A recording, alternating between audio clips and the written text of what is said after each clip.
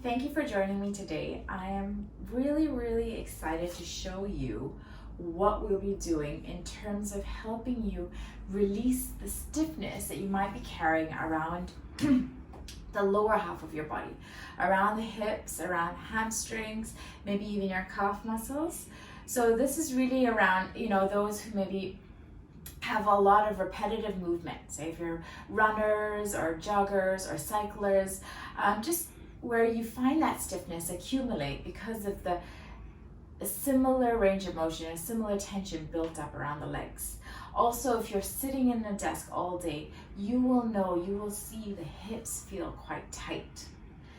And the hips are actually another thing, it's a seat of emotion, psychosomatically in yoga philosophy. We say a lot of the suppressed emotion is suppressed and placed in the hips. So, and you will start to notice as your hips open, you will feel much more emotionally free too. I've had clients where we're on the mat in a hip opening pose and just tears streaming down, where the emotion is finally having an avenue to release. So let's go through this. Today we're actually going to be on our mat. We're going to be standing. So find a place where you're comfortable, either a mat or on a carpet. But we're going to just work a little bit more around the alignments because we're working with the lower half of our body. This is the foundation here. If our feet, our knees, our hips are aligned, then it helps give a much more open raise to the back and the shoulders. So let's start with the hips in a warrior. Let's do warrior one to start with. So first, you want to have your front foot facing right in front of you, and the back foot, the heel will be down. So those of you who find that it's your calf muscles are quite tight, it might be a lot to be pressing your heel down right away. And that's absolutely no problem. You can keep your heel lifted initially, so you almost like a lunge position, and then with practice and with time, you drop your heel.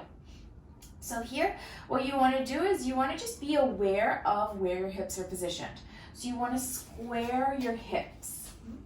So that means keep your feet hip distance apart. See how my feet are kind of in the same line here? The more I can keep them hip distance apart, the more movement I have in my hips. Okay. And then you just breathe here. So you ground back and keep the front knee bent. You don't want to bend it beyond your ankle. You want to have your knee stacked above your ankle. And the back leg is your anchor. You're always anchoring the back leg.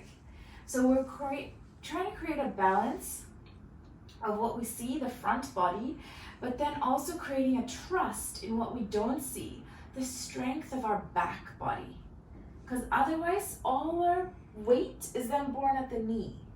Yeah, so you want to bring it back and shift it to these massive muscle groups that are made to hold your weight. So you just breathe, and again, just notice if your hips start flaring up.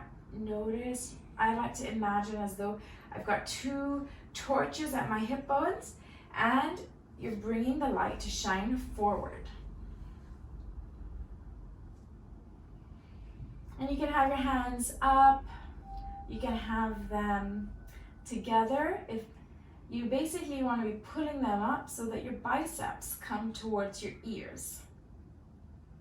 If you're finding your hands are quite tired, you can always hold on to opposite elbows. But the purpose here is that your chest is open. So you want to stay in good alignment. And the focus today is the hips. Okay, so this is the first pose, warrior one. We then transition. Of course, we do the same on the other side. So take your time, set it up on the other side, and breathe, and stay here for 10 deep breaths.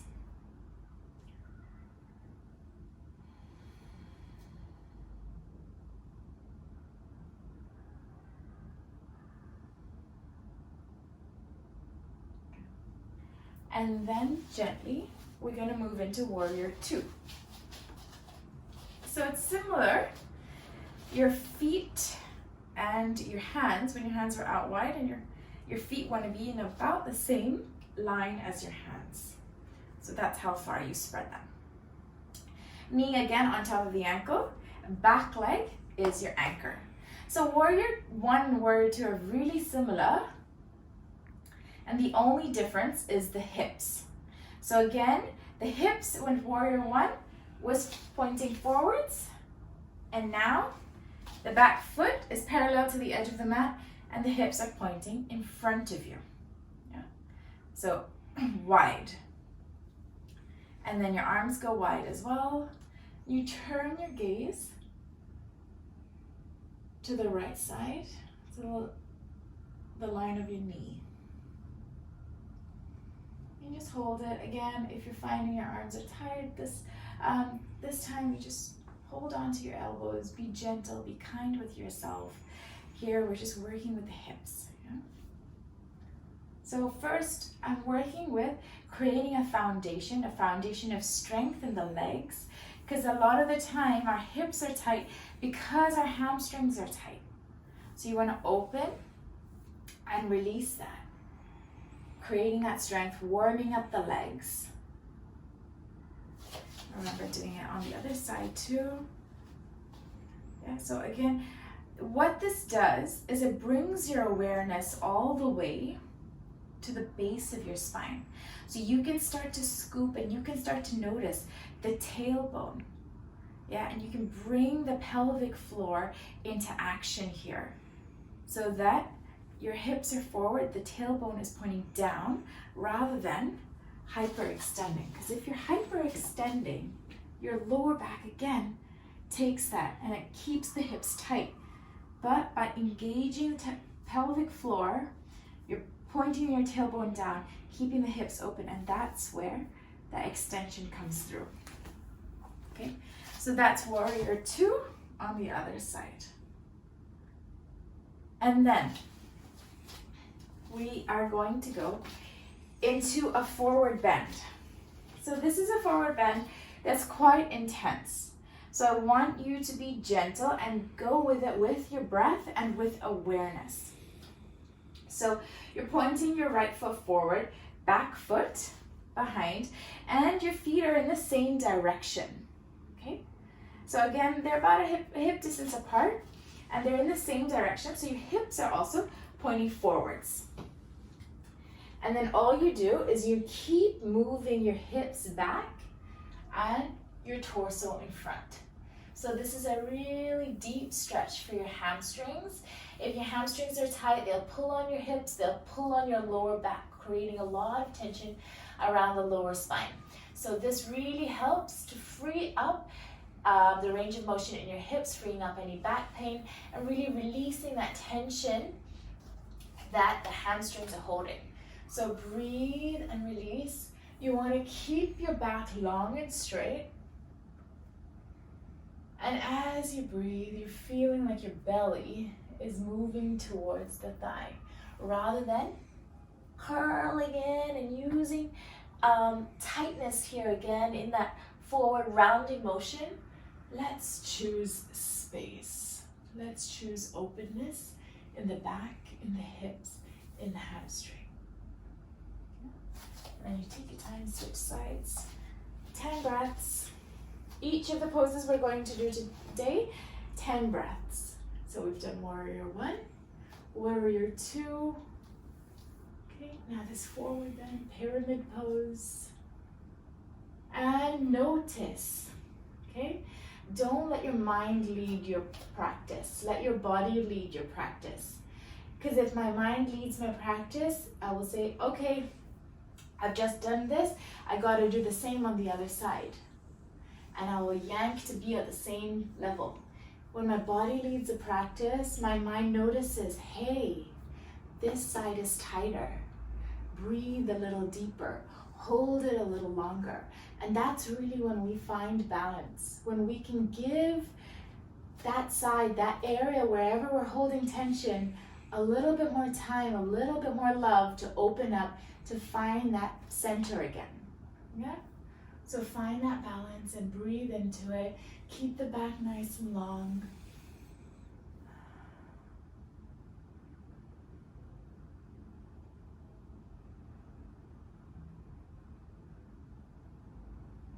And you'll start to notice just small movements in the hips will start to work into your inner thigh, but you want to keep your hips pointing down, both of them pointing out. You'll find that the back hip will flare out to compensate, so you go down, but don't let it be led by the ego or the mind. Let it be led by the body. Notice the alignment, keep the hips square, and then wherever you are, you breathe. Good. So that's the third one. The fourth today is, it's a really nice deep stretch for the outer hip, even into the piriformis. So if you're finding you've got sciatic pain, this is a good one. So what you do, be close to a wall, because you're gonna bend one knee, place the ankle on top of that knee, and then you just hold it. Okay. So breathe. And the deeper you can go, the more you'll feel it in your hip. Yeah, so if you're up here, you'll feel it in your hip, and if your hips are open, then allow yourself to deepen the stretch. Okay, so remember 10 deep breaths.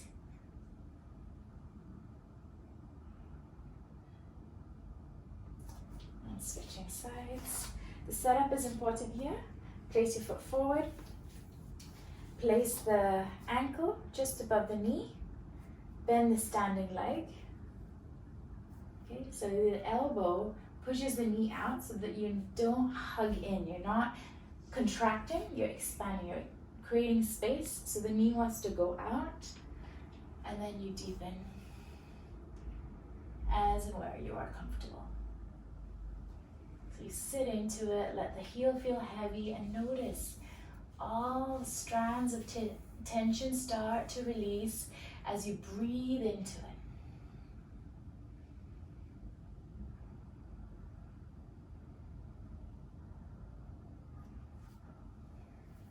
Great. And the last pose is a standing pose here. It's one that really helps to maintain the sustainability of your muscles, of your gait, of your posture, of your hips. And that's the good old squat pose. So you can come into a low squat if that's available to you, with the heels down. If not, just stay wherever you are comfortable. You want your elbows working as a lever to allow your knees to stay wide so that the hips stay wide. You're pushing outward. Your toes are flared out as well, and then heels are slightly in, so you're drawing kind of a gentle V.